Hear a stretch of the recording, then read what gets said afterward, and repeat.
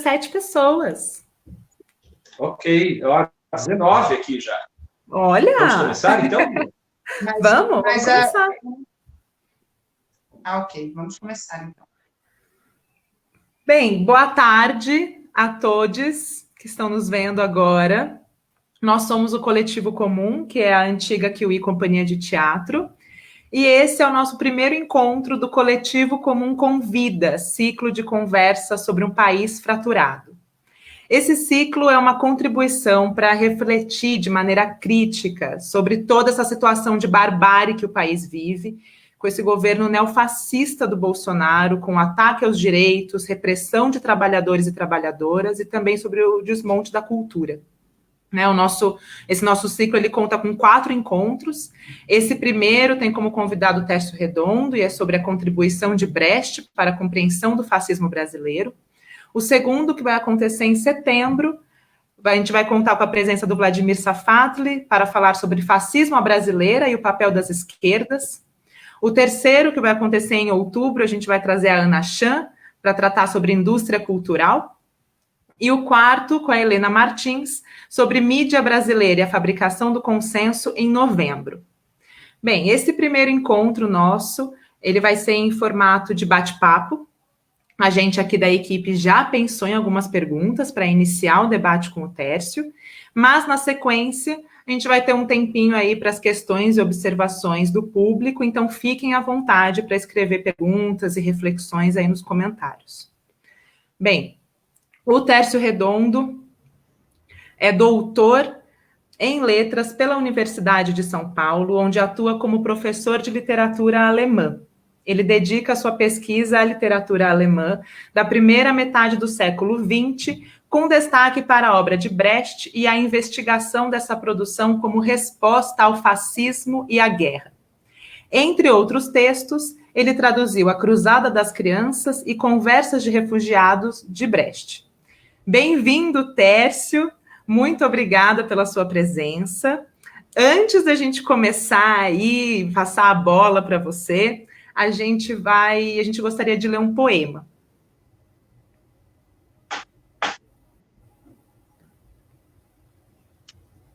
E como não poderia deixar de ser, é um poema do Bertolt Brecht.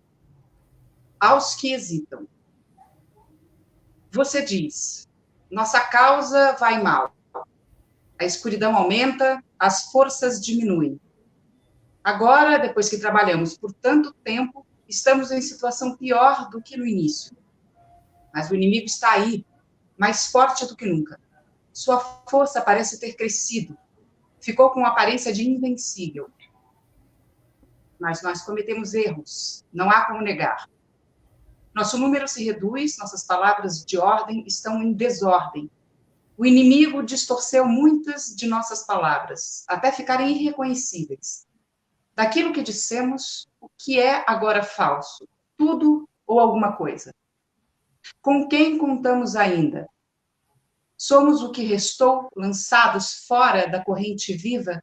Ficaremos para trás, por ninguém compreendidos e a ninguém compreendendo? Precisamos ter sorte? Isso você pergunta. Não espere nenhuma resposta, senão a sua. Bertolt Brecht.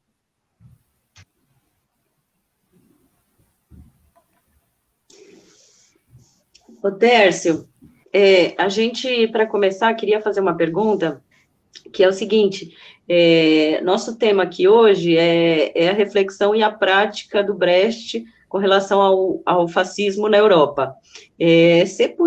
O Brecht, ele viveu a ascensão do nazifascismo e, durante muitos anos, ficou exilado.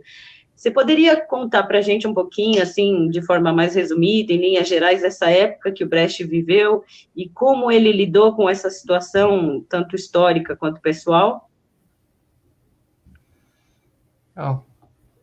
Boa tarde, Daniela, Fernanda, Fernando, Bia. É um prazer estar aqui com vocês, estar falando com vocês e com as pessoas que estão assistindo essa live. O Brecht, ele é um cidadão da primeira metade do século XX. Ele nasce em 1898, morreu em 1956, moço ainda.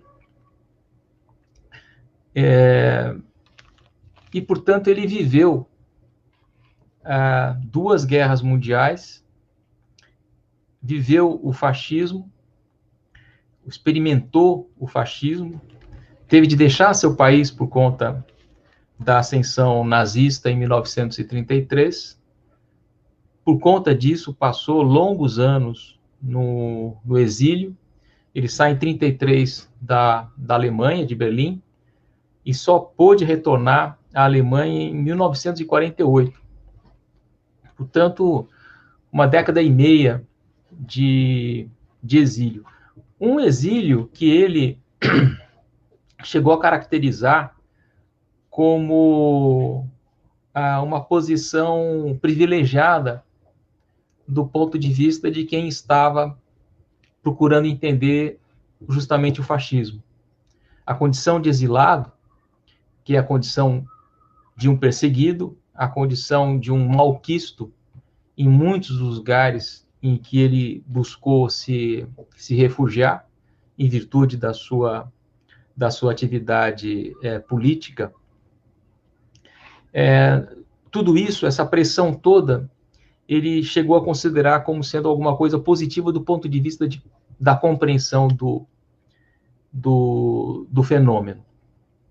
Agora, como qualquer alemão, com a sua origem familiar, a sua condição social, ele foi aprender o significado do fascismo, do nacionalismo alemão,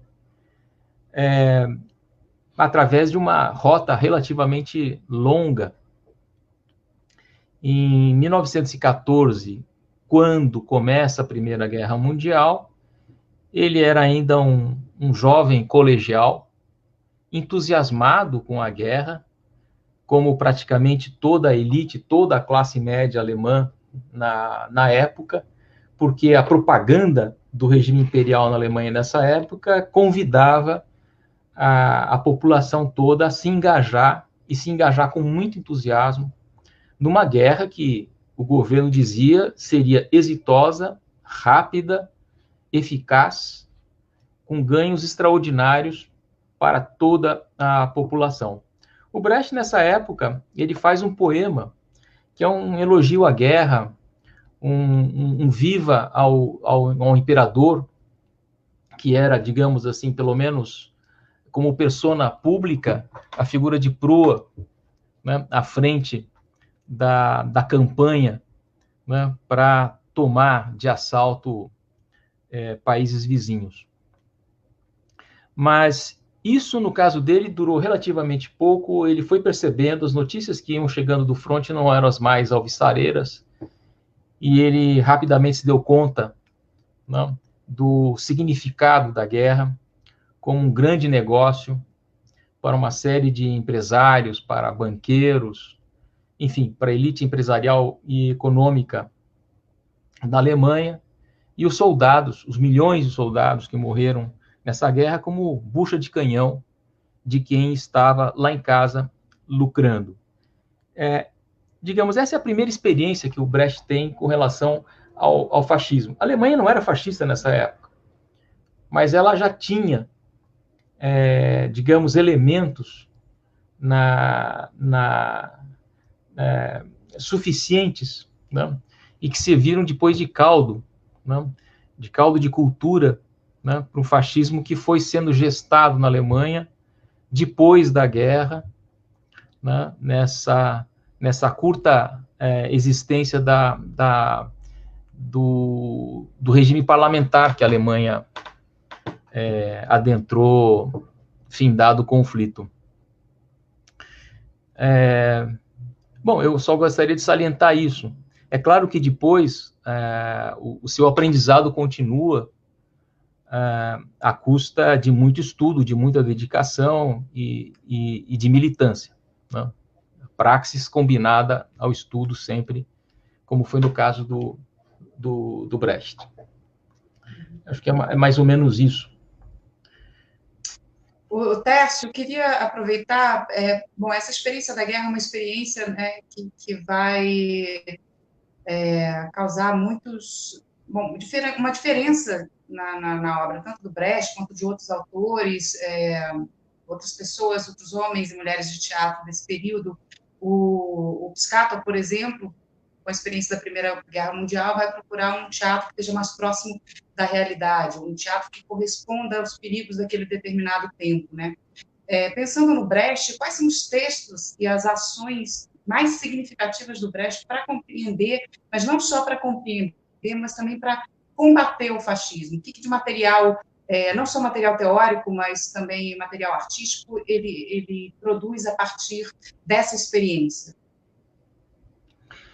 Fernanda, eu tenho a impressão que, no caso do Brecht, eu acho que a maior parte da obra dele, a maior parte das reflexões que ele faz em textos que não são teatrais ou não são ficcionais, de alguma maneira está relacionada à questão do fascismo, né? E particularmente na sua versão alemã, que foi o nazismo. Eu digo isso porque o Brecht, já muito jovem, se confronta com o fenômeno da guerra, e ele pelo menos intuía, né, o significado da guerra a partir de sua motivação econômica, como eu acabei de mencionar. Logo em seguida, ele escreve as suas primeiras peças. As primeiras peças do Brecht, que são muito distintas, né, daquilo que ele viria a fazer depois, já lida de alguma maneira com a questão do individualismo burguês,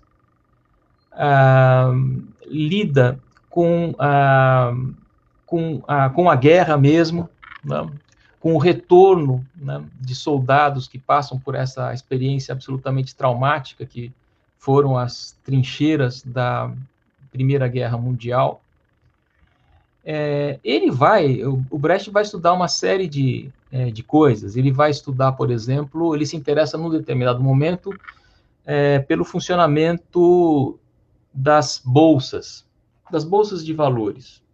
Ele chegou a planejar uma peça em que ele queria tratar do mercado de carne, em particular nos Estados Unidos. O que ele faz? Ele vai investigar esse assunto. E quanto mais ele investiga, ele tem a sensação de que menos ele compreende, menos ele entende, né, como funcionam essas coisas, como funciona o mercado da carne, como funciona uma bolsa de commodities. Ele chega, inclusive, a pegar um trem para Viena, vai se entrevistar com um austríaco já aposentado, mas que havia sido operador em bolsa de valores nos Estados Unidos, tinha larga experiência, conversa com esse cidadão e volta para casa depois com as mãos vazias, né, com a mesma consciência, né, de que ele continuava sem entender absolutamente nada. Logo em seguida que ele vai estudar, vai ler o Marx, vai ler o Capital, não? Em mais uma tentativa de entender o capitalismo. Não? Isso vai ser marcante na trajetória dele. Eu não estou dizendo que a leitura de Marx seja uma espécie de divisor de águas. Não?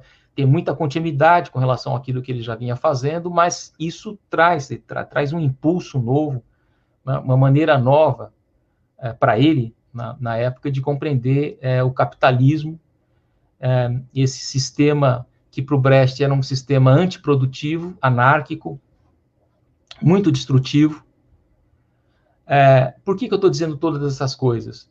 Porque, para o Brecht, o fascismo tem claramente uma motivação, uma base econômica, né? É a forma, de acordo com o Brecht, com que o capitalismo é capaz de se pôr em movimento, de continuar em movimento, de continuar se processando num país como a Alemanha ou como a Itália. Se nos Estados Unidos, na Inglaterra, a democracia de corte liberal perseverava, ao contrário daquilo que tinha acontecido na Itália, na Espanha e na Alemanha e em alguns outros lugares da Europa, é porque simplesmente as condições do sistema ainda permitiam, não toleravam, digamos assim, o convívio democrático. No caso da Alemanha, isso tinha se tornado impossível. Ele fala, olha, o fascismo é uma fase, ou a face política que o capitalismo precisa para continuar os seus negócios. Bom, essas coisas que eu estou dizendo estão o tempo todo comparecendo na obra em geral, nas peças, na lírica, nos textos em prosa. É claro que alguns desses textos vão se voltar de maneira mais com um objeto mais claro, tendo a crítica do capitalismo, a crítica do fascismo posta de maneira mais clara. Isso se dá, sobretudo, nos anos de exílio. Mas eu entendo que a trajetória do Brecht como escritor e como dramaturgo é a de alguém que estava, digamos assim, malgrado ele mesmo que não soubesse disso, não tivesse clara a consciência, né, de que ele estava se preparando, ele estava com um projeto literário, dramatúrgico, lírico, reflexivo, né, em torno de alguma coisa que estava surgindo ali, que era exatamente o fascismo. E aí, a partir desse momento, quando ele vai tomar clara a consciência disso, mais, digamos, perto do clímax da crise, né, que vem em 29, 10 anos depois do fim da Primeira Guerra Mundial. Tércio, Sim. eu acho, à luz dessas tuas reflexões, dar talvez um passo atrás. Assim, queria pedir que você desse com a gente um passo atrás para pensar, talvez, um dos elementos que podem estar, muito provavelmente estão, na gênese, né, associado a outras questões, mas um episódio da história alemã que talvez ajude a entender a gênese não só do fascismo, mas também das respostas possíveis ou das não respostas ao fascismo, que é justamente um episódio que ficou chamado de votação dos créditos de guerra. Eu queria te ouvir sobre isso, porque tem muita gente que identifica ali, isso aconteceu no parlamento alemão no começo da Primeira Guerra Mundial, não é? Em 1914. O que acontece? O Partido Social Democrata, que na verdade é o Partido Socialista, né? O nome pode ser meio enganador, mas curiosamente o Partido Social Democrata ali vira um Partido Social Democrata no sentido moderno do termo, não é isso? Apesar de ser um Partido Socialista. Quer dizer, a partir desta votação, na verdade foram 2 votações em 2014, né? Mas essas votações, elas implicam na abdicação clara de um projeto de classe pelo partido de esquerda alemão da época. Porque eles votam os recursos necessários para que a Alemanha entre na guerra, na Primeira Guerra Mundial. Uma guerra imperialista, que não traria nenhum benefício para os trabalhadores e trabalhadoras. Né? Bom, eu consigo identificar, assim, no panorama de interpretação desse período, muita gente que diz que ali talvez tenha nascido uma experiência que acabou marcando todo o século XX e até hoje tem reflexos na nossa vida, que é justamente o surgimento de uma resposta social-democrata e não de uma resposta antissistêmica aos problemas que o capitalismo vai criando. Né? Então, eu já vi, para dar um nome, eu já vi pessoas como o Paulo Arantes falando sobre isso, falando o quanto a votação dos créditos de guerra pelos setores que seriam setores de esquerda nesse momento vai abrir a porteira para uma série de, digamos, de consequências importantes do ponto de vista político e, claro, também do ponto de vista artístico. Então, eu queria te ouvir um pouco sobre isso e tentando fazer, talvez, uma relação entre essa abdicação da independência de classe da social-democracia em 1914 com o que a gente acabou vivendo depois, na sequência do século XX. Então, a gente, claro, não vou me estender muito aqui, mas a gente tinha um capitalismo muito forte, tinha uma resposta ao capitalismo que foi importante no momento, mas que na Alemanha de 14, digamos, sucumbiu à conciliação de classes, né? E o exemplo talvez seja essa votação dos créditos de guerra, um exemplo fundador. Depois a gente teve a resposta fascista, né? e o stalinismo.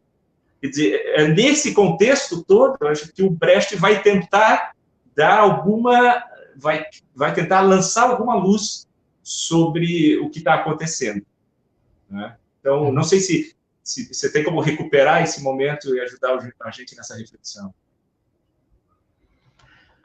Pois é, Fernando. Essa votação, só para lembrar um pouquinho o que significou, o que foi isso. Em 1914, quando a Alemanha entra na guerra, o governo central, né, o imperador, ele precisa de dinheiro para fomentar a guerra. E isso tinha que passar por uma aprovação no parlamento alemão. No parlamento alemão, o Partido Social Democrata, ele era uma peça-chave, porque sem a colaboração, sem a aprovação dos inúmeros deputados desse partido no parlamento, ia ser praticamente impossível aprovar esses créditos, o dinheiro necessário para financiar a guerra. As lideranças do Partido Social Democrata mordem a isca. O governo alemão chega para as lideranças social-democratas e fala: olha, é o seguinte, nós estamos em guerra, agora somos todos alemães, não tem mais essa diferença de rico, pobre, empresário, trabalhador, tá? Somos todos alemães. Vamos fazer o seguinte, vamos fazer um acordo aqui, a gente vai para a guerra juntos, vocês aprovam os créditos e vocês, trabalhadores, serão recompensados logo em seguida. A guerra será breve, será curtíssima, nós vamos conquistar territórios no leste, no oeste, e vai sobrar para todo mundo. Vocês vão fazer, vocês, trabalhadores, vão tomar parte do butim. Bom, essa liderança social-democrata, com raras exceções, como a Rosa Luxemburgo ou Karl Liebknecht, que serão presos por conta do seu gesto de rebeldia, vamos dizer assim, essas lideranças topam o acordo e aprovam. É trágico esse apoio, porque pela primeira vez na história do movimento de trabalhadores organizados na Europa toda, um partido importante, talvez o partido de esquerda mais importante de toda a Europa, ele rompe com uma cláusula que era essencial na luta dos trabalhadores desde a fundação da primeira internacional, que era a solidariedade. Os trabalhadores são solidários, não existe mais o francês, o alemão, o inglês, somos trabalhadores fundamentalmente, não importando a nossa nacionalidade. E os trabalhadores alemães, por conta disso, são lançados a essa luta fratricida, não? Matando trabalhadores franceses e ingleses matando trabalhadores alemães. O resultado disso é uma desmoralização completa desse ponto de vista, né? A ruptura do plano da solidariedade internacional dos trabalhadores, que jamais viria a ser recuperada desde então. E essa é a tragédia. Mais adiante, com a crise de 29, quando esses mesmos trabalhadores se veem mais uma vez diante de uma encruzilhada que seria, de um lado, a revolução e, de outro, a adesão ao fascismo que estava se colocando, o resultado não poderia ser outro. Não? Essa conciliação da social-democracia em particular com o capital foi trágica, né, porque permitiu um conflito de 4 anos em que morreram milhões de pessoas na Primeira Guerra Mundial, né, e deixou a classe trabalhadora politicamente totalmente desorientada quando chegou a hora do vamos ver, né, sobretudo a partir da crise de 29, com a quebra da Bolsa lá em Nova York. Então, era a tragédia anunciada. O João Bernardo fala, eu concordo inteiramente com ele, que o fascismo muitas vezes é entendido como uma contra-revolução, pura e simplesmente, né? Uma reação contra a classe trabalhadora organizada. E o João Bernardo mostra, não é exatamente isso. O fascismo, ele tem a sua chance, ele tem a sua vez, tem a sua janela de oportunidades, para usar um termo atual, no momento em que a classe trabalhadora está fragilizada. Se a classe trabalhadora está coesa, se ela sabe exatamente o que quer e ela está disposta a lutar, o fascismo não tem vez.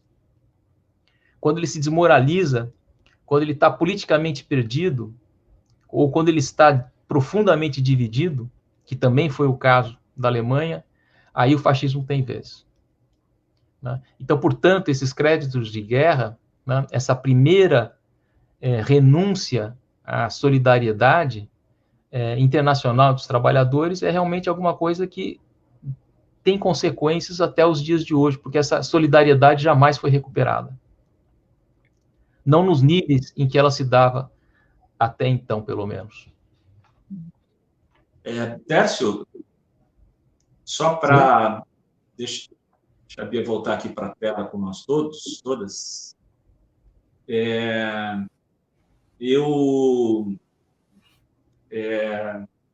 Eu destaquei aqui, eu fiz uma pequena busca e achei uma frase da Rosa Luxemburgo, que você acabou de citar, falando desse momento da história. Da história alemã, teve muitas, e continua tendo muitas consequências, né? São 3, 4 linhas aqui, eu vou ler, porque eu acho que seria interessante, talvez, a gente continuar um pouquinho mais nesse assunto. Ela diz assim, a partir, então, dessas votações no parlamento dos créditos de guerra, ela diz, nunca antes na história, olha só, não é o Lula, é a Rosa Luxemburgo, tá? Nunca antes na história da luta de classes e na história dos partidos políticos, houve um partido que, em 24 horas, tenha deixado tão completamente de ser um fator político, né, de pesar politicamente, quanto a social-democracia alemã. E isso depois de ter se tornado uma força de primeiro plano e de ter reunido milhões de pessoas em torno dela. Ela escreve isso logo depois dessas votações, né? E você assinalou aí as consequências e as, digamos assim, os reflexos, digamos, dessa primeira, alguns chamam de traição, outros dizem que isso de fato fazia já parte da gênese do Partido Social Democrata, mas enfim, esse momento talvez tenha deixado muitas consequências não só para o debate político, mas para a ação política. Né? Inclusive porque não só a Alemanha, mas enfim, a Alemanha e o que acontece na União Soviética, né? Primeiro Rússia, depois a União Soviética, vão ter um impacto muito grande sobre vários outros partidos e movimentos sociais pelo mundo afora, inclusive no Brasil. Né? Então, eu queria aproveitar um pouco mais assim, e saber o quanto você acha que esse momento fundador negativo, digamos, né, da conciliação, né, e dos acordos com o grande capital, acabou tendo, de fato, impacto, inclusive em políticas que são agora muito recentes.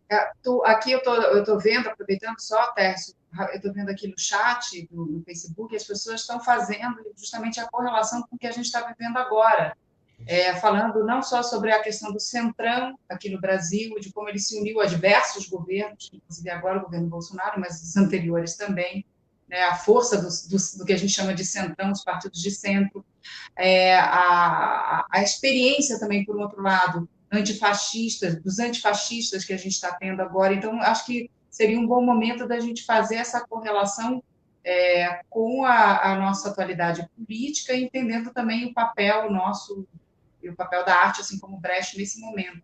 Aí, desculpa se é muita coisa. Não, mas aí só tomando assim, a atenção de separar o que é conciliação de classes do que é um acordo de classes, de direita e extrema-direita, que talvez seja o caso aí Centrão-Bolsonaro. Sim, né? sim. Uhum. Sim. Bom, eu vou começar, antes de falar sobre a nossa atualidade, precisava lembrar alguma coisa que acontece logo em seguida a essa época. Bom, como vocês sabem, terminada a Primeira Guerra Mundial, a Alemanha sofre uma derrota fragorosa, que desmoraliza inteiramente todo o sistema, quer dizer, desmonta o sistema. O imperador bate em retirada, vai se exilar na Holanda. O Ludendorff, que era, na prática, o comandante das Forças Armadas Alemãs, foge para a Suécia. Um vácuo de poder, e aquilo que havia ainda de organizado na burguesia alemã, eles têm um momento de grande lucidez do ponto de vista da burguesia, que é o de oferecer o governo, que seria uma espécie de governo de transição, para a social-democracia. Falou, olha, realmente nós não temos mais como governar, chegou a hora de vocês, né, vocês representantes dos trabalhadores, vocês tomam o governo e vocês montam um gabinete e vamos governar. Governar a crise, porque a Alemanha está em crise econômica, em crise política e tudo mais. Olha, o país está no chão, está batido. E depois eles vão lá com muito gosto, assumem o governo. Só que uma parte dos trabalhadores não aceita essa política de conciliação. Uma parte dos trabalhadores fala assim, não, se chegou a nossa vez, tem que chegar para valer. Nós vamos fazer uma revolução. E essa turma que vai para o governo, né, reprime essa revolução, e reprime barbaramente. Né? Aí a gente vê o que é a conciliação com o capital. Usar os instrumentos que a burguesia ainda dispunha de repressão, que eram basicamente o exército batido lá na França e voltando para casa, né, mas com força suficiente ainda para bater em seus concidadãos em busca de uma vida melhor, digamos assim. E a revolução é, então, reprimida pelo governo social-democrata, e da maneira mais bárbara, violenta possível, com assassinatos, tortura, é uma barbárie. Bom, o governo social-democrata tem essa fase inicial, e depois ele deixa o governo por uma série de motivos, mas continua sendo uma força importante, e continua, digamos, existe uma ilusão de prosperidade naqueles anos da República de Weimar. Economicamente, entrou muito dinheiro estrangeiro, entrou muito dólar depois da guerra, né? Os Estados Unidos passaram a injetar dinheiro lá para financiar, estavam ganhando em cima da reconstrução da Alemanha. Acontece que em 29, né, quando explode a crise, a torneira se fecha e o dólar para de jorrar, e pelo contrário, é repatriado. A crise é profunda, o desemprego é colossal. Para vocês terem uma ideia,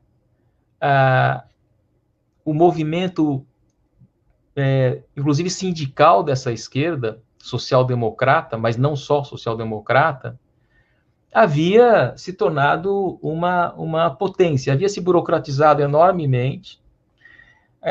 Esses sindicatos eram detentores de magníficas sedes, projetadas por grandes arquitetos, um enorme parque gráfico. Naquela época tudo era produzido no papel ainda, não tinha, as coisas não estavam online, muito distantes disso. Milhares de funcionários para tocar a máquina toda, e os trabalhadores estão precisando de quê? De auxílio emergencial, dinheiro para sustentar as suas famílias enquanto estão desempregados. E o fracasso, o fiasco é completo, porque esse sindicalismo está completamente amansado, não disposto à luta e vivendo desses acordos, enfim, né, e os trabalhadores abandonados à própria sorte. Não deu outra. Esses trabalhadores, diante dessa falência, caem, pelo menos uma grande parte deles, nas mãos da propaganda fascista, nazista, no caso da Alemanha. É trágico. Então, está pavimentado, de fato, o caminho para o Hitler. Né? Isso acontece já nessa época. Nós vimos coisas análogas acontecendo aqui à nossa vista. Não vamos querer comparar a situação brasileira com a alemã, não vamos querer comparar partidos da esquerda brasileira com a social-democracia alemã, porque a comparação seria descabida. Até porque a história desses partidos é muito diferente, mas a conciliação com o capital, essa ideia, não, todos podemos lucrar. O capital lucra, mas o trabalhador participa, de alguma maneira, ainda que indireta, desse lucro.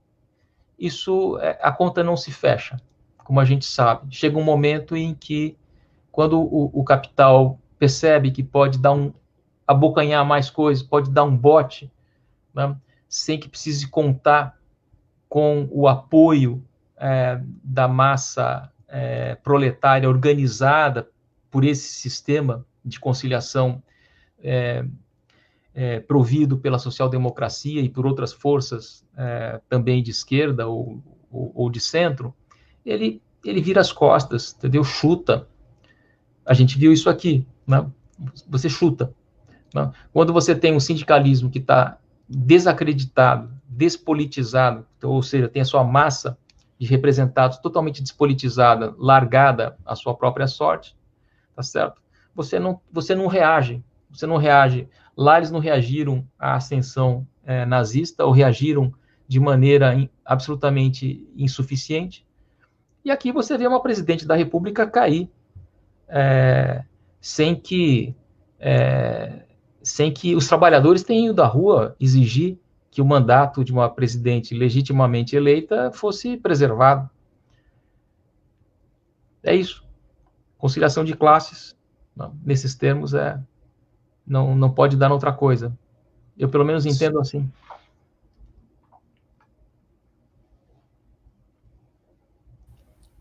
Pois Tércio, teve um texto, né, que você preparou aqui para a gente, para essa discussão, ele circulou internamente, né, no coletivo, mas em determinado momento você escreve que o Brecht, ele desenvolveu métodos de desmascaramento do discurso fascista, né, quase aí uma análise de discurso, como você colocou.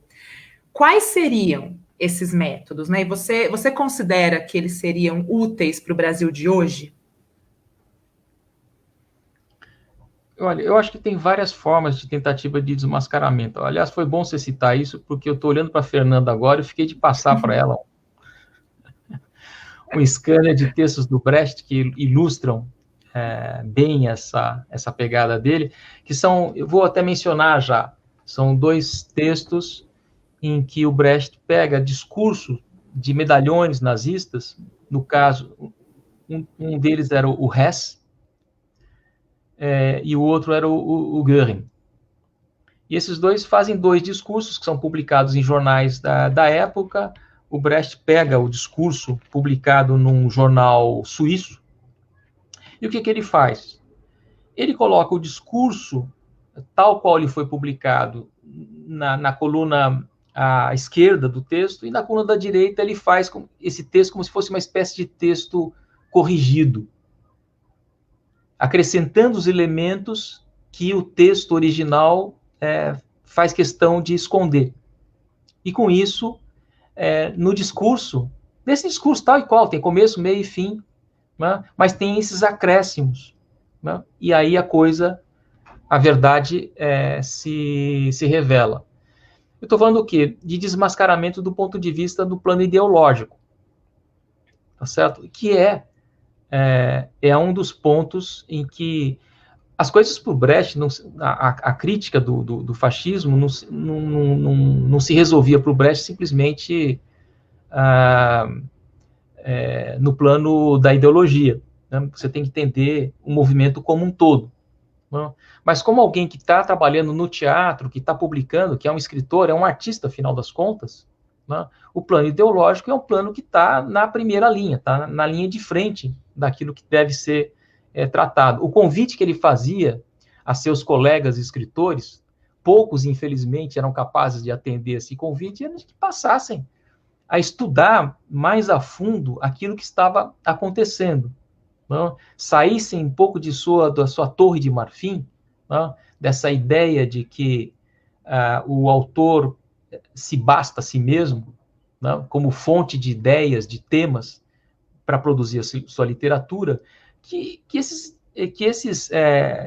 escritores descessem um pouco desse pedestal em que eles se colocavam, né, e passassem a se interessar por coisas muito comezinhas, como a economia, a história, a sociologia, a psicologia, para entender o fenômeno de psicologia de massas, que é outro fenômeno pelo qual o Brecht se interessou vivamente. Essas coisas, né, que, do ponto de vista de muitos desses escritores, que vinham de uma certa tradição burguesa, ainda que fossem progressistas, que amassem o seu próximo e que odiassem o nazismo, né, ele falava: vocês estão despreparados, porque vocês não se dão o trabalho de entender a coisa em sua profundidade, na sua base. Né? Então, ele vai... Eu acho que a primeira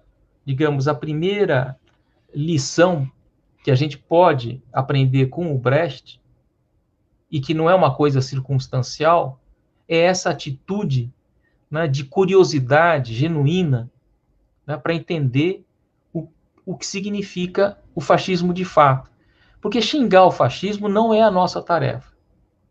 A nossa tarefa não é xingar o Bolsonaro, seja lá quem for. Isso não serve para nada, ou para muito pouco. A nossa tarefa é entender o fascismo, é entender de onde vem o fascismo, a quem interessa de fato o fascismo. Porque o resto é tudo a superficialidade, a brutalidade do fascismo, a sua grosseria, tudo isso é uma coisa da superfície, que é importante para o fascismo, claro, a máscara com que ele se apresenta funciona. Se não funcionasse, se a grosseria, a ignorância, o discurso anticientífico não colasse, tá certo? Ele não estava por aí. Agora, simplesmente dizer que essa turma é anticientífica, é bárbara, é ignorante, é boçal, também não resolve. Então, eu acredito que a primeira lição, né, se há alguma coisa que a gente pode aprender com o Brecht, parece banal, mas eu acho que não é. Porque nós todos tendemos a nos acomodar dentro, digamos assim, nós vivemos numa divisão do trabalho profunda. Nós todos nos especializamos em determinados temas, assuntos, no nosso trabalho. Funciona para algumas coisas, porque a vida está funcionando assim. Mas para lutar contra o sistema, o conhecimento meramente específico, no meu caso, por exemplo, só estudar digamos, no campo dos estudos literários, escolher uma teoria que dê conta de trabalhar com os textos que eu trabalho, isso é muito pouco. Porque aí eu não entendo mais nada. Eu fico dando voltas em torno da mesma coisa, sem ter respostas, pelo menos para alguém que tem ambição, né, de querer um mundo melhor. E para querer um mundo melhor, a gente tem que transformar aquilo que está aí. A outra coisa, para terminar, é a ideia que para o Brecht era muito cara, de que o mundo, afinal das contas, aliás, o mundo pode ser, nós podemos lutar pela transformação, porque nós adquirimos a consciência, ou se nós adquirimos a consciência de que o mundo é transformável. Isso é fundamental. Porque se eu der de barato que as coisas não podem ser mudadas, que elas estão aí do jeito que estão e que são imutáveis, e que não há força, não há possibilidade de mudar, então também não há tarefa de transformação. Tudo isso parece muito banal, né? Mas exige muito sacrifício, exige muito estudo, exige muita dedicação e disposição para fazer essas coisas. Uhum.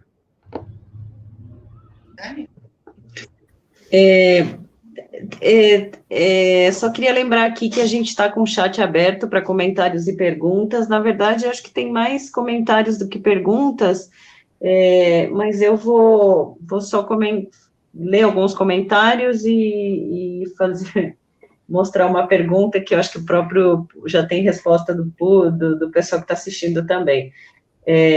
Tem alguém que falou assim, Juliana, isso mesmo, Tércio, aqui o grito agora é pró-eleições socialistas no nível municipal, só para começar. Aí, outra pessoa, então ele desvela o que o texto esconde, revelando assim suas intenções verdadeiras. Tem uma pergunta aqui, que tem mais a ver com o Brasil e a atualidade, que é feita pela Rita de Cássia. Por que nos encontramos anestesiados diante da nossa situação? Diante da nossa situação, o Brasil não está reagindo com esse desgoverno. Depois tem alguém que concorda e diz, estamos abandonados à própria sorte, acabaram com os direitos, a lei trabalhista, os sindicatos recuaram, deixando os trabalhadores sem representatividade. Por isso essa apatia.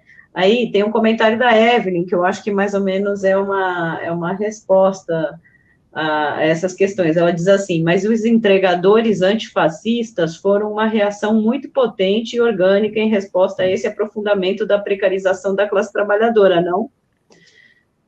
Acho que tem um pouquinho de resposta aqui nessa pergunta da Evelyn. Tem uma outra que fala, assim como na Alemanha, o Centrão se uniu ao Bolsonaro. Você acha que corremos o mesmo risco? Temos saída? Esses são alguns dos comentários e questões aí que estão colocadas. Tem um último que chegou agora, um penúltimo. Penso que parte dessa apatia de efetividade na luta contra o fascismo vem muito de um sentimento onde temos um lado que vocifera absurdos, enquanto o outro precisa defender com força máxima direitos humanos básicos. Tércio, quer comentar um pouco desses comentários? Então, começando pelos últimos. Essas questões aí?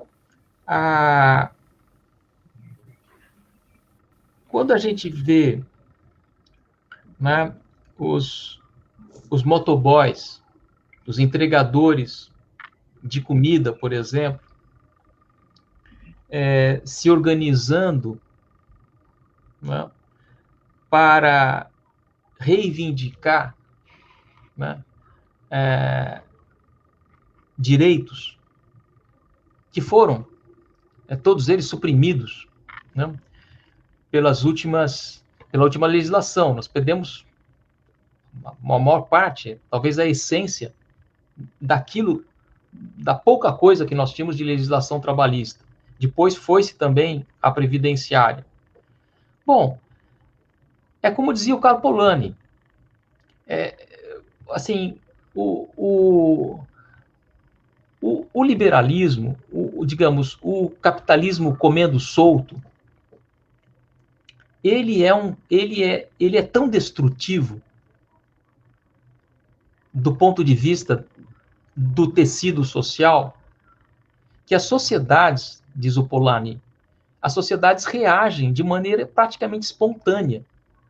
Os liberais, lá do século XIX, reclamavam, que diziam que as pessoas não tinham maturidade suficiente para assumir, tá certo, o regime do mercado totalmente livre, sem amarras, sem nenhuma restrição. E o Polanyi fala, mas isso não existe. As pessoas reagem porque chega um momento que elas não podem. Se o capitalismo está comendo solto, ele começa a destruir todas as reservas naturais de água que você tem num lugar, por exemplo. As pessoas precisam de água limpa para beber. Elas vão protestar, elas vão reagir de alguma maneira. O capitalismo não tem, digamos, traves próprias, ele não tem limites. Não é possível pensar numa espécie de capitalismo comedido. Isso não existe. Ele se torna um pouco comedido quando forças que estão exteriores a ele, que não são geradas inteiramente por ele, vêm e falam assim, para aí, você não pode despejar dejetos tóxicos no rio. Isso não pode, a gente não vai admitir. Não? Então, existe uma certa organização, a sociedade reage dessa maneira. Eu acho que, agora, é claro que essa espontaneidade com que surgem as coisas são um sintoma da gravidade do momento que nós estamos vivendo. Eu acho, eu me solidarizo, evidentemente, com os motoboys, mas não dá para simplesmente começar a achar que nós estamos ingressando numa nova fase política porque essas pessoas estão se organizando. Estão se organizando, inclusive, a duras penas. Se houvesse movimento, digamos, de fato organizado desses trabalhadores, com sindicatos reconhecidos, fazendo pressão no parlamento, a coisa provavelmente não teria chegado ao nível que chegou. Não? A esse desespero e essa organização, que é brilhante, claro, nos encanta. Né? Como é que esses caras que mal conseguem se falar, que não tem sindicato, conseguem se organizar dessa maneira? Se organizam. Porque, afinal das contas, as pessoas, no limite, tá certo? Para garantir a sobrevivência, elas vão fazer isso. Em nome delas mesmas e de suas famílias. Não? Mas há um limite. Tá certo? Além disso, vai precisar um outro grau de organização. Tá certo? As coisas não vão se resolver espontaneamente. A outra pergunta era aquela primeira pergunta que você me fez. Você podia repetir, Daniela?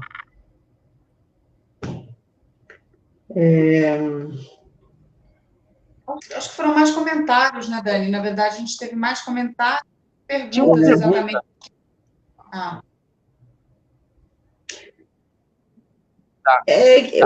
Aquela que dizia que que estamos apáticos, essa que falava da apatia, da lei trabalhista, da destruição e dos sindicatos. Alguma coisa me escapou agora, me fugiu.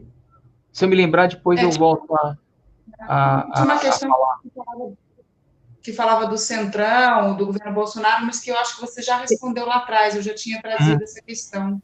Acho que tem uma questão nossa, né, Dani?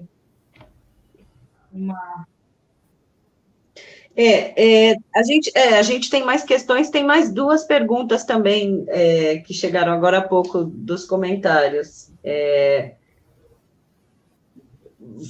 O que eu faço? Vou ler mais uma aqui. Eu acho que a gente pode passar para o texto do Brecht, que depois a gente faz o gancho com uma pergunta que chegou aqui justamente sobre as influências do Brecht.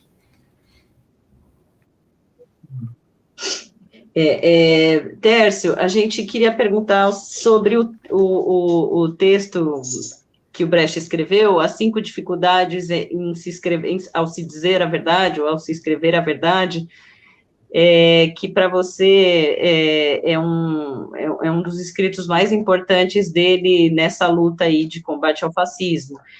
Você podia contar um pouquinho para a gente sobre a ideia principal desse texto e qual é a sua utilidade na atualidade?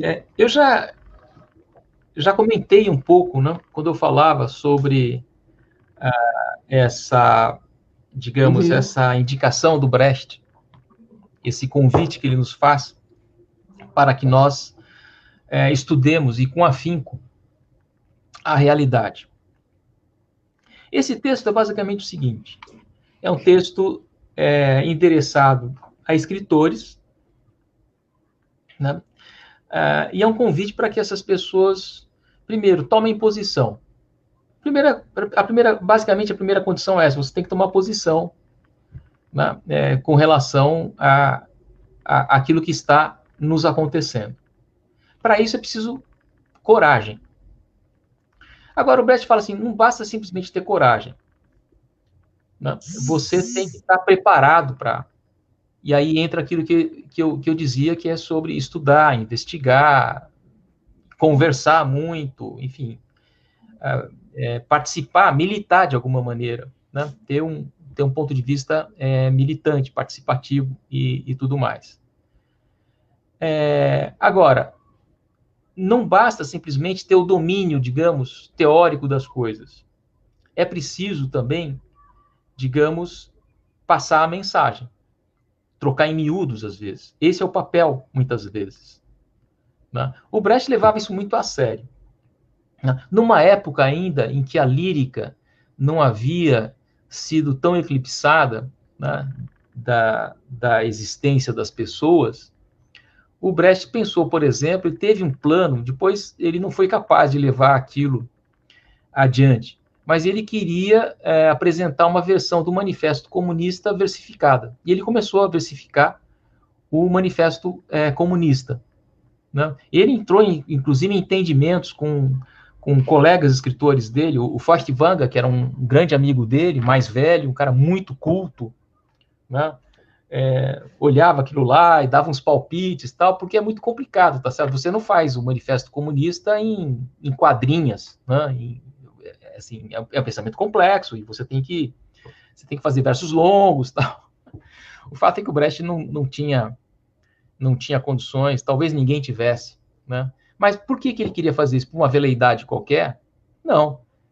É porque ele achava que seria uma forma, né, como eu disse aqui, numa época em que as pessoas, os próprios trabalhadores, ainda tinham uma certa afinidade com uma certa lírica, por exemplo, rimada, metrificada, né, de que isso facilitaria a leitura, atrairia o interesse de trabalhadores para a leitura desse texto tão importante. Né? Então, essa é uma das tarefas.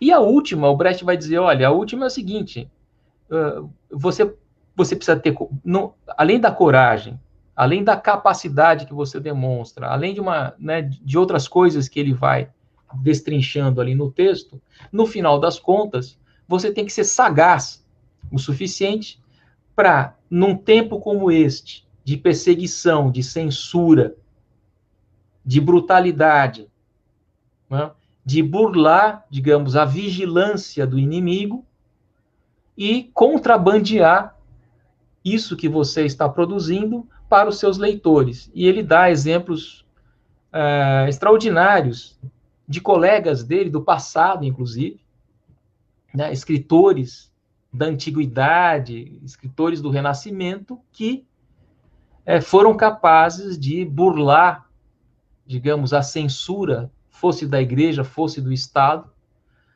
para passar a sua mensagem, né? Escritores que tinham mensagens à sua época, vamos dizer assim, revolucionárias.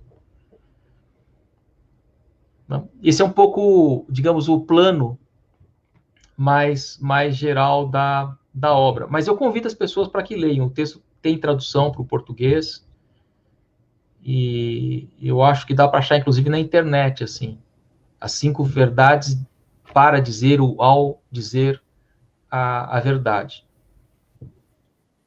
As 5 dificuldades ao se escrever a verdade, né? Isso. Mas tem na internet, assim, na íntegra. Alguns problemas de tradução, mas dá para acompanhar a ideia geral, sim. É que foi bom você repetir o nome, porque perguntaram, inclusive, nos comentários, qual que é mesmo o nome do texto. Então, é esse, 5 dificuldades ao se escrever a verdade. Antes da gente fazer mais algumas perguntinhas do do público, antes de finalizar com essas perguntas, a gente vai ler outro poema, também do Brecht.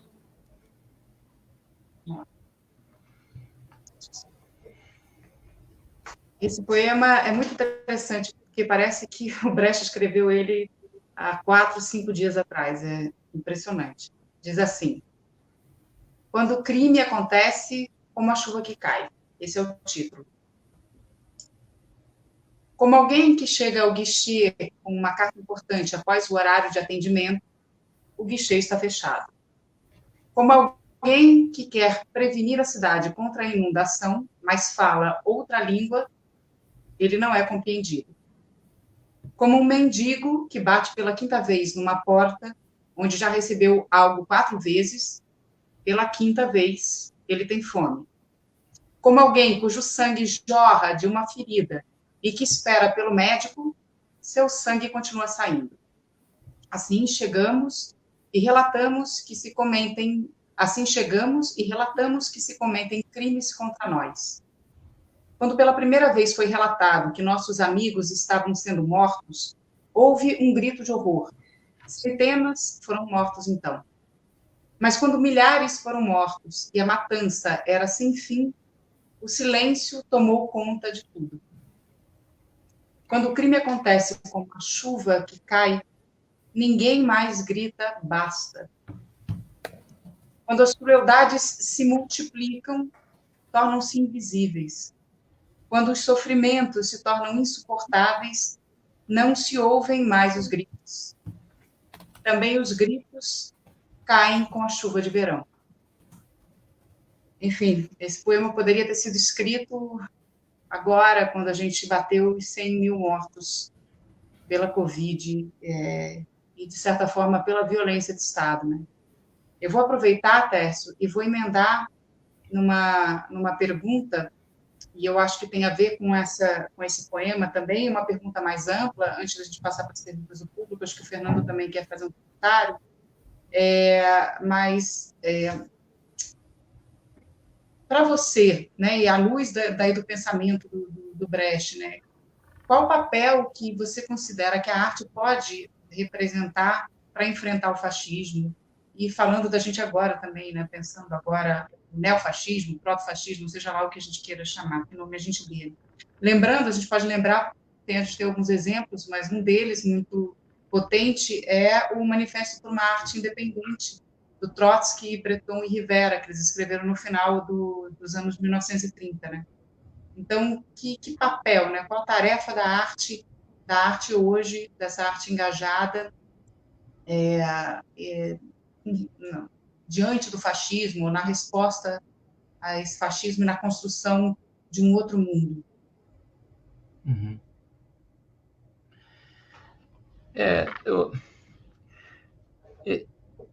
Eu acho que, Fernanda, eu acho que dá para pensar nessa questão que você coloca a partir do poema que você acabou de nos apresentar. As coisas, em virtude de sua repetição, elas deixam de chamar a atenção, elas de alguma forma se naturalizam. A repetição, basta pensar com o Freud. O gesto de repetição, ele se traduz na mais terra infância, por exemplo, como uma sensação de conforto. Aliás, a repetição, numa outra chave, para pensar o que foi a propaganda nazista, é um pouco isso, né? O Goebbels, né, o grande organizador da propaganda nazista, ele percebe isso com toda clareza. Né?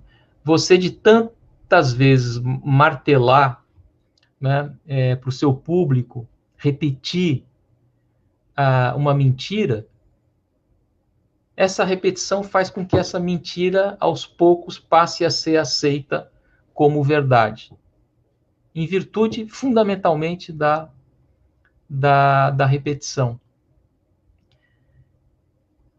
A arte, Fernanda, eu acho que ela tem que ser, digamos, alguma coisa que aponte, né, ou que interrompa, de alguma maneira, essa repetição.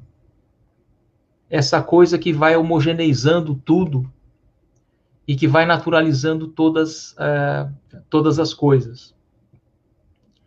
É claro que, para quebrar esse processo de naturalização, certos procedimentos que o próprio Brecht criou, por exemplo, no teatro, né, alguns foram apropriados, né, justamente, digamos, pelo sistema que ele buscou combater da maneira que pôde, com todas as suas forças e energias. Né? Uma parte da ideia do efeito de distanciamento ou de estranhamento, como se queira, né, como muita gente já apontou, foi apropriado pela publicidade. Nós temos de encontrar, e eu não tenho resposta, ou não tenho receita para isso, mas nós temos que encontrar as formas de expressão, né, que rompam com essa cadeia de efeitos de reiteração o tempo todo. Como isso pode se dar exatamente? Isso cada um de nós, ou cada um de nossos coletivos, né, vai ter de se haver de alguma maneira. Resposta cabal para isso, eu acho que ninguém tem. Mas é a velha necessidade de apontar, né, para o fato de que as coisas não são exatamente como elas parecem, como elas procuram se apresentar. Isso tem de ser realizado de alguma maneira.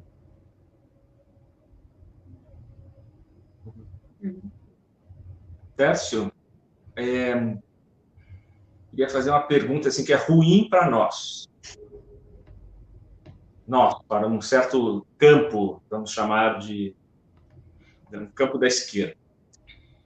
Talvez uma das forças, para mim claramente ela mas estou colocando no condicional aqui, uma das forças do projeto do Brecht é não apresentar verdades, mas fazer com que as contradições fiquem mais legíveis. Isso não é uma formulação minha, várias pessoas já fizeram. O Bernard Dort, por exemplo, já dizia isso lá logo depois da morte do Brecht.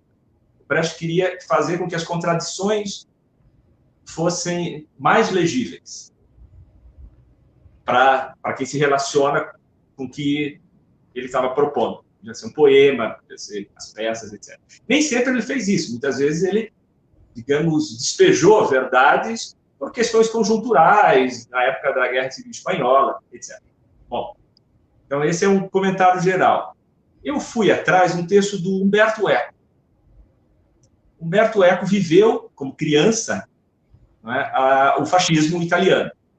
E ele resolveu, nos anos 90, falar não só sobre a experiência pessoal dele, mas fazer uma reflexão sobre o nazifascismo. E eu separei aqui, ele diz o seguinte, é um dos aspectos. Ele coloca no final, são 14 pontos que ele destaca, que segundo ele, ajudariam a compreender esse fenômeno. Ele diz, todos os textos escolares, nazistas ou fascistas, baseavam-se em um léxico, num vocabulário pobre e em uma sintaxe elementar, com o fim de limitar os instrumentos para um raciocínio complexo e crítico.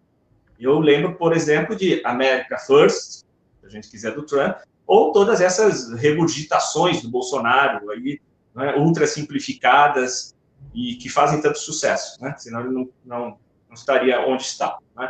E continua o Umberto Eco, então. Então, essas simplificações vocabulárias, elas levam um raciocínio, elas evitam um raciocínio complexo e crítico. Devemos, porém, diz ele, estar prontos para identificar outras formas de nova língua, ele está usando a expressão lá do George Orwell, né, em 1984, a gente tem que identificar outras formas de nova língua, mesmo quando elas tomam a forma inocente de um talk show popular. A minha questão, e aí por isso que eu disse que é uma questão dura para a gente, é como é que a gente vai lidar com a simplificação, a vulgarização da linguagem, quando uma própria parte significativa da esquerda rebaixou as suas ambições, inclusive as suas ambições vocabulares, mas também as suas ambições conceituais, em nome da facilidade da comunicação com os setores populares. Quer dizer, como lidar com este imbróglio, não é? E que eu acho que tem ressonâncias muito significativas na ação prática nossa hoje em dia. O Brecht escreveu uma vez, eu não me lembro agora se isso está nos diários de trabalho, numa carta que ele escreveu para alguém, ele faz o seguinte comentário, ele fala, olha, eu apresento eu gosto de apresentar os meus trabalhos de teatro para trabalhadores.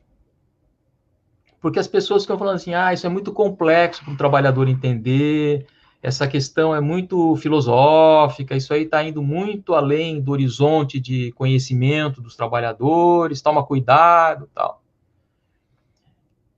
Você precisa simplificar o texto. Aí o Brecht ia lá e simplificava. E os trabalhadores lá, e o que eles diziam para ele? Mas isso é uma banalidade. Isso aqui é muito banal. E o Brecht dizia o seguinte também, que os trabalhadores apreciavam e gostavam sumamente das partes que ele, eventualmente, mas sobretudo os seus amigos lá, reputavam por serem as mais complicadas e mais difíceis. Assim, há uma boa dose de preconceito de classe quando a gente começa a assumir que tem certas coisas que são muito complicadas para os trabalhadores. É claro, eu não quero dizer com isso que a gente tenha que falar complicado, que a gente tenha que ser hermético e tal.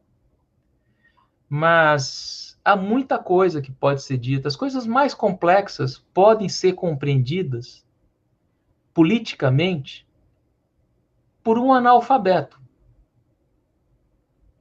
É possível compreender. Aliás, no nosso analfabetismo político, eu tenho para mim que ele é muito mais pronunciado na elite econômica do que nas chamadas classes desfavorecidas. Tem certas coisas que eu converso, eu vejo com gente muito simples assim, eles são perfeitamente capazes de entender, até porque tem abertura para conversar muitas vezes, coisas que não cabem na cabeça de gente educada nas melhores universidades do país ou do estrangeiro, com mestrado, doutorado, pós-doutorado. Então, eu acho que a gente... É claro, aliás, o Brecht era um cara que não escrevia complicado. Né? A escrita dele é muito sofisticada do ponto de vista de que ele, por exemplo, a lírica dele é muito fina.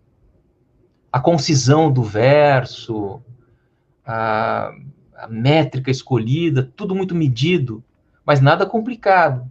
Não tem vocabulário complicado, ele odiava isso, não tem jargão esquisito, é tudo muito tranquilo desse ponto de vista. Agora, se a gente tem, é claro que pensamento pobre ou empobrecido só vai poder encontrar guarida, digamos assim, na linguagem banalizada. Aí não tem jeito. Fernando, não sei se respondi, não sei se era o ponto, se era esse o ponto que você estava querendo... Eu acho, Tércio, que esse é o começo da conversa. Né? É o começo da conversa. Enquanto você estava aí falando, eu estava lembrando do Mayakovsky, por exemplo, né, que eu nem tinha pensado em trazer para essa conversa aqui, né, o quanto ele foi acusado, e que talvez tenha tido um peso no suicídio dele, em 1930, né, além de outras questões pessoais, a pecha de formalista. Quer dizer, o que era, ou o Meyerhold também, né? Quer dizer, o que é o formalista? O formalista é aquele que tem cuidado com a sua forma de expressão, seja o poema, seja através de uma encenação, como o Meyerhold, por exemplo, né? Quer dizer, um cuidado particular, uma atenção, isso que você estava falando em relação aos poemas do Brecht, né? O cuidado com a língua, com a precisão, com a métrica, né? Com o respiro. Né? Então, acho que tem uma quantidade de experiências históricas que estão claramente situadas no campo da esquerda, que sofreram as experiências, e aqueles que propuseram essas experiências, que sofreram por conta de preconceitos, por conta de simplificações muito graves daquilo que se esperaria que deveria ser produzido para o povo. Né? Eu acho que esse continua sendo um grande tema de atualidade. Talvez uma boa parte do que o Teatro de Grupo de São Paulo fez, né, especialmente a partir de programas como o Programa de Fomento ao Teatro, tenha sido também pautar esse assunto, problematizar esse debate que nunca termina, felizmente, né, são as contradições, que eu tinha feito referência antes aí do Brecht, né, essas contradições entre, digamos, dar conta da complexidade do mundo através das formas artísticas, né, e não achar que com fórmulas ultra simplificadas, muitas vezes grosseiras, mesmo que, com aspas, no campo certo, que essas formas sejam suficientes para responder os desafios que a gente tem pela frente. Então, eu acho que é uma conversa que certamente poderia render um outro bate-papo, talvez, inteiro aqui, a gente pode planejar mais para frente, né? O nosso ciclo, por enquanto, tem 4 conversas, mas certamente virão outras. Né? Eu fico pensando desculpa, eu só vou falar uma frase, assim, mas fico pensando o quanto que a nossa linguagem está dominada pela indústria cultural. E, nesse sentido, o rebaixamento, né? O rebaixamento que é dado pela lei da indústria, as leis da indústria cultural, do capitalismo, ele sim é que rebaixa, porque a Iná Camargo fala sobre isso, né? Uma das coisas que ela disse que foi uma resposta do Brecht, que seria uma resposta dos intelectuais, artistas e trabalhadores da cultura do nosso tempo, é fazer as nossas criações à luz da luta de classes. E fazer as nossas interpretações, inclusive, do que a gente já tem produzido à luz da luta de classes. Né? E que o Brecht fez isso, por exemplo, com textos clássicos do Shakespeare. Então, me parece que esse rebaixamento da linguagem se dá propositadamente, né? Ele é um projeto político, isso não é popular, isso é um projeto, é isso que a gente está falando. Assim, nós somos classe trabalhadora também, né? Quem está produzindo arte e cultura está dentro de uma determinada classe, que é a classe trabalhadora. Mas, enfim, Bia, desculpa aí. Não, imagina. Não, só antes da gente passar para suas considerações finais, Tércio, existem ainda algumas perguntas, né, que colocaram no Facebook, e a gente não tem tempo, infelizmente, para ler todas, mas tem 2 que a gente gostaria de fazer para depois a gente ir caminhando para o final. Você faz aí, Dani? Você está com aí as perguntas? Pode ser. Na verdade, a primeira é sobre as influências do Brecht. Se você poderia citar algumas das influências do Brecht antes do Marx. E a segunda, você já quer fazer a segunda e depois ele pergunta tudo, Dani? Acho melhor. A da Marilza. Pode ser. Tem uma segunda. Na verdade, é da Ana Cardoso, ela diz assim: qual é o peso da participação ativa em movimentos sociais a fim de se lutar contra o fascismo, que é hoje uma força real e importante no Brasil? A mudança pode vir das periferias? E aí a Marilza, ela repostou a pergunta porque ela diz que acha importante E ela diz, porque pelo que já foi dito pelo professor, a classe trabalhadora desorganizada é o que efetivamente possibilita o fascismo ascender ao poder. E aí ela diz, o MST, por exemplo, é antes, durante e além algo mais que uma categoria trabalhista organizada, não? Então, tem a ver com a pergunta da Ana Cardoso sobre a participação ativa dos movimentos sociais a fim de se lutar, né, contra o fascismo e se a mudança pode vir das periferias. Tá bom. Só antes, respondendo rapidamente a questão que a Fernanda colocou, essa questão do formalismo, o Brecht também foi atacado duramente de ser formalista, o tempo todo. Inclusive, no último país onde ele viveu, que foi a Alemanha Oriental, né? De volta para casa lá, ele era chamado de formalista, que era, na época, era um xingamento que não era pequeno, né? Chamado, ser acusado de formalista nessa época, naquele lugar, não era pouca coisa. Mas eu lembrei também de um dos nossos jornalões, há uns bons anos já, quando estava se dizendo que estava fazendo mais uma reforma interna, que estava adotando essas e aquelas medidas, e estava repaginando as coisas e tal. Uma das coisas que circulou, mas parece que circulou internamente, era o seguinte: o texto deveria ser legível por uma criança de 8 anos.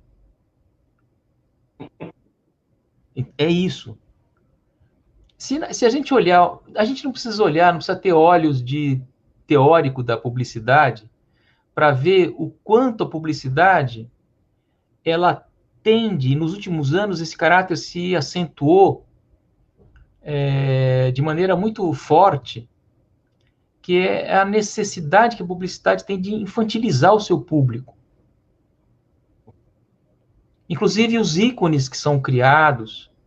Por exemplo, eu quando era menino, já faz bastante tempo, mas quando era menino, uma companhia telefônica, na época ela era uma só, ela jamais ia adotar como seu logotipo um bonequinho meio gorduchinho, assim, bonitinho, tal. Isso ia ser considerado uma coisa infantil. Eu falava, mas pô, o telefone está vendendo para os pais da criança e não para a criança. Sim, eles continuam vendendo para os pais da criança. É que os pais da criança se infantilizaram e se infantilizam nesse processo o tempo todo, né? Essa atuação, a linguagem publicitária, ela é narcotizante também nesse sentido, que ela infantiliza, ela brutaliza e infantiliza o seu público. Porque de outro modo não consegue convencer, né, de que esse serviço ou aqueles são muito melhores do que o do concorrente. É tudo a mesma coisa, é tudo oligopólio, né? Mas, enfim. Então, só para lembrar dessa questão do formalismo do Brecht. Sobre as influências que o Brecht possa ele ter, digamos, sofrido, bom, não sei se influência é o termo mais adequado para falar sobre escritores, pensadores que tenham interessado o Brecht ao longo de sua vida. E eu acho que é muito difícil dizer, assim, citar nomes, porque o Brecht lia muito. Ele se interessava por inúmeros assuntos. Então, eu não sei, é claro, mas é um pouco chovendo molhado dizer que Marx foi importante para ele. Sim, foi fundamental, né? Porque a partir do momento que ele lê Marx, aquilo se torna digamos, não uma baliza, o Marx oferece um método para ele para entender a realidade, digamos assim, né? Então isso vai ser fundamental. Mas acho que não menos importante, por exemplo, foram as coisas que ele leu do Walter Benjamin,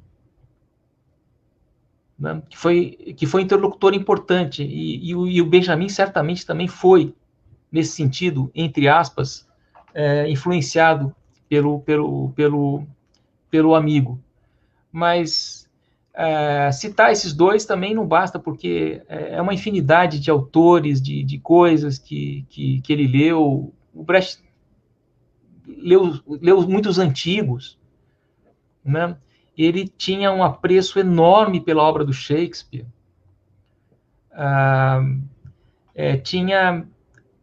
E ele não deixava de ler também, por exemplo, coisas que eram duramente criticadas por uma certa esquerda, como, por exemplo, o expressionismo alemão, que foi uma grande moda, um grande, vamos chamar assim, de movimento alemão, durante a Primeira Guerra Mundial, começa um pouco antes,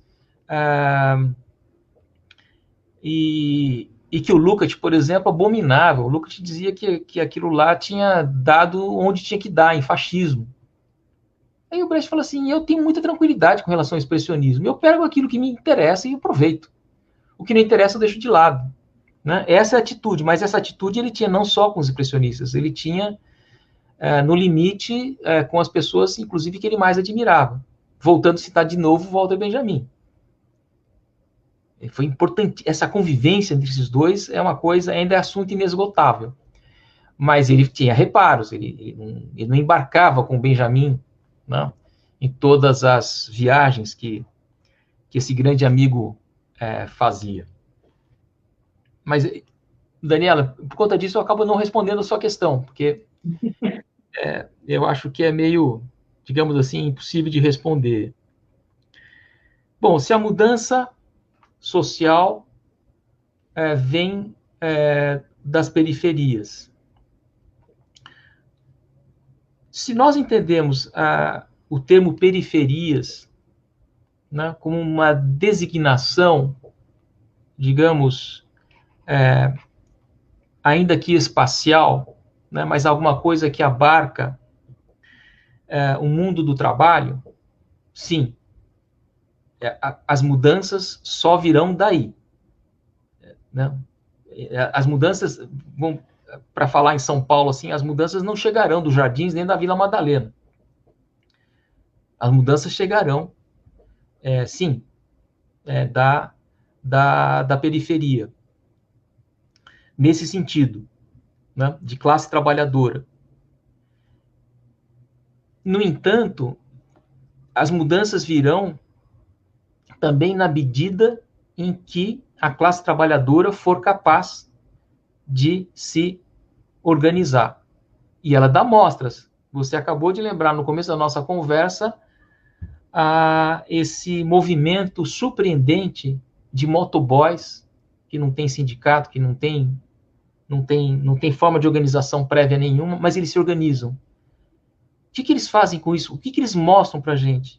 Que é possível se organizar mesmo num regime das condições mais duras de trabalho e de tentativas de impedimento e de estilhaçamento, né, da solidariedade entre trabalhadores. Né? Então, sim, se vier mudança, vem da periferia, vem do mundo do trabalho. Só pode vir daqueles que querem, que se sentem prejudicados pelo sistema. Os que estão bem no sistema não tem motivo nenhum para mudá-lo. Eu ia acrescentar uma ideia que talvez ajude aqui, é que se a gente entender periferia como periferia do capital, certamente é daí que tem que vir. Não só necessariamente ou unicamente como periferia geográfica, né? Uhum. Quem está na periferia do capital e, portanto, se opõe a ele, né? Não está buscando se integrar a ele, né? E é dos precarizados e precarizadas que virá. É justamente de quem está, do campo da necessidade também. E a organização, a luta se faz na própria luta, né? A conscientização se faz dentro também da própria luta. Quer dizer, é um caminho dialético, né? Também, ao mesmo tempo. Aliás, Fernanda, quando você usa o termo precarizado, que é um termo que se tornou, que a sociologia, né, de alguma maneira, criou para tratar dessa nova geração de trabalhadores sem carteira assinada, sem direitos trabalhistas, tal, esse é um termo que, veja, ele, com muita facilidade, ele nos leva para uma percepção que às vezes também nos atrapalha. E eu digo isso a partir de mim mesmo. Né? Porque você fala assim, o trabalhador precarizado. Essa ideia surge, né, como uma espécie de precarização absoluta, né? Que, claro, está tão precarizado que ele não consegue se organizar, não consegue fazer nada, e a gente fica com essa ideia, né, de que essa precarização é absoluta. Não é, né? Ela está no limite, mas tem trabalhador que rompe esse processo da própria precarização. Num certo sentido, ele se desprecariza, não em função do rendimento que ele está tendo, do salário que está aumentando, mas se desprecariza no sentido político da palavra, né? Que ele passa a adquirir consciência da necessidade de se organizar. Sim. Tinha mais uma questão, assim, a questão do MST. Bom, de fato, o MST, mesma, né, na mesma pergunta. O MST ele não é um movimento de trabalhadores, até porque muitos dos integrantes do MST não são trabalhadores no sentido tradicional do termo. Não são trabalhadores, tem muita gente desempregada, muita gente da chamada viração, né, que não estão inseridos no mercado formal de trabalho, portanto não são sindicalizados, tal.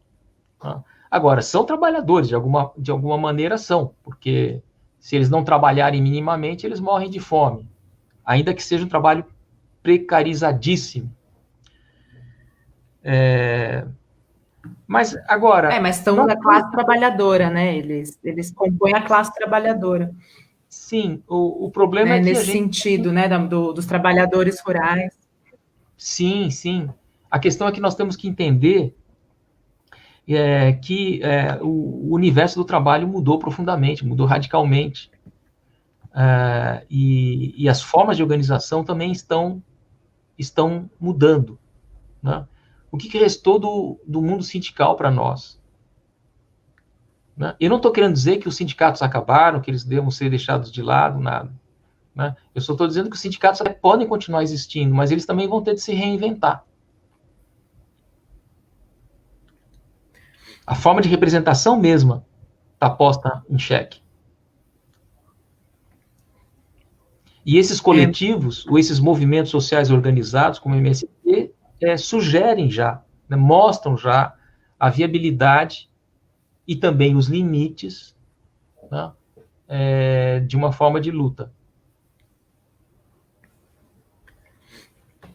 Eu acho bem importante, assim, falar, inclusive, do MST, que é um movimento social, né, e também tem o MTST. Existem movimentos sociais que são formados por trabalhadores, não necessariamente sindicalizados ou não, né, porque existem muitos contratos de trabalho, e existem sindicatos que também não...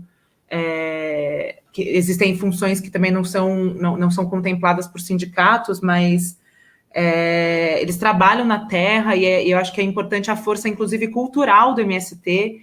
Eles têm um papel muito importante de conscientização de classe por intermédio da arte, da cultura. Existem trabalhos muito significativos com teatro, inclusive com o MST, eles fazem bastante agite próprio, eles usam bastante o Brecht, inclusive como um fio aí condutor das atividades artísticas e culturais deles, assim. Então realmente essa organização ela é muito rica, né? Muito rica. Tércio, eu queria saber se você tem alguma consideração final. A gente já ultrapassou aí o tempo, chegaram outras perguntas nos comentários, mas infelizmente a gente teve de encerrar mesmo naquelas duas, porque a gente já está um pouco avançado. Aí queria saber se você tem alguma consideração, alguma coisa que você considera importante para fechar aqui o debate com a gente. Uma consideração final, acho que não, mas eu queria, em primeiro lugar, agradecer a vocês pelo convite. Eu acho que poder discutir, né, o Brecht e tentar trazê-lo, né, para a nossa discussão, né, do momento que nós estamos atravessando agora, né, em particular no momento brasileiro, né, embora isso não se faça assim em dois palitos, né, é uma coisa, tem uma porção de mediações ainda com as quais nós teremos de nos haver, né, para, de fato, tirar tirar proveito não de suas receitas, né, que já ficaram para trás, né, mas de sua, digamos assim, de seu comportamento, eu diria, ou do método que ele propõe. Com isso a gente tem muito a aprender ainda. E é claro, fica um convite para as pessoas que comecem a prestar atenção, né, no Brecht, nesses textos, os textos políticos dele, na lírica dele, né, que está se tornando um pouco mais acessível hoje, né, a partir de algumas antologias, para além, evidentemente, do teatro. Só cumpre dizer aqui também, né, como tradutor que sou, que falta muita coisa para ser traduzida. Textos ainda muito importantes, fundamentais, que o nosso público precisa ter acesso, né? De preferência com boas traduções, com textos bem cuidados e, claro, né, respeitando, né, o formalismo o formalismo do Brecht.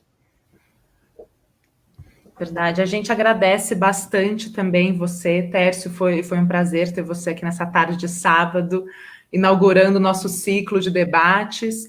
A gente queria lembrar que o nosso próximo encontro vai ser com o Vladimir Safatli, que a gente vai falar sobre o fascismo à brasileira e o papel das esquerdas, vai acontecer no dia 12 de setembro, também é um sábado, também às 5 horas, e também aqui pela página da QI Coletivo Comum.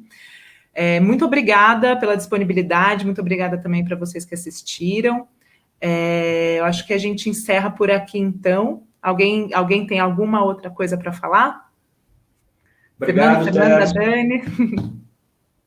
Obrigado a todo mundo que participou aí ao vivo, fez comentários, colocou questões. Então é isso, gente. Obrigada e até o próximo encontro. Tchau, tchau. E fora Bolsonaro! Fora Bolsonaro! É sempre importante. Sempre. Valeu, tchau. Tchau, tchau.